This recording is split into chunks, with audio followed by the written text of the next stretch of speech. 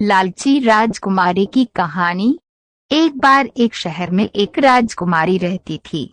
वह बहुत धनी और सुंदर थी, लेकिन इतनी धनी होने के बाद भी उसकी लालच का कोई अंत नहीं था। उसे सोना और कीमती वस्तुएं बहुत ज्यादा पसंद थीं।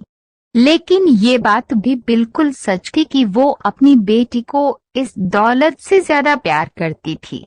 एक दिन उसे एक गोल्डन परी नजर आई। जब वह दौड़कर परी के पास गई तो उसने देखा उसके लंबे सुनहरे बाल उस पेड़ में फंस गए। उस औरत ने उस गोल्डन परी की मदद करके आजाद किया, लेकिन उसकी सुंदरता देख उस राजकुमारी के मन में लालच आ गया कि मदद के बदले में राजकुमारी से अपनी इच्छाओं को पूरा कर सकती हूँ। परी ने उसके मन की बात जान ली। उस गोल्डन परी ने उसकी इच्छा पूछी। तब उस लालची राजकुमारी ने कहा कि मैं जो कुछ मैं छूऊं वह सब सोना हो जाए।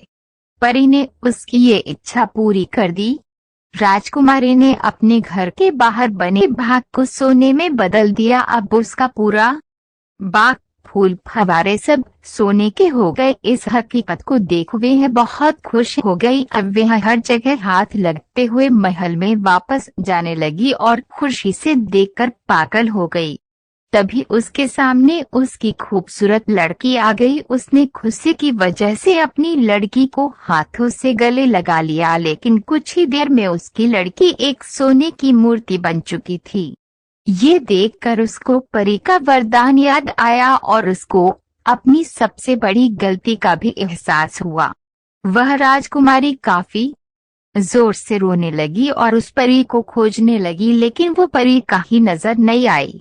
उसका लालच इतना ज्यादा बढ़ चुका था, इस बात का एहसास उसे अपनी बेटी को देखकर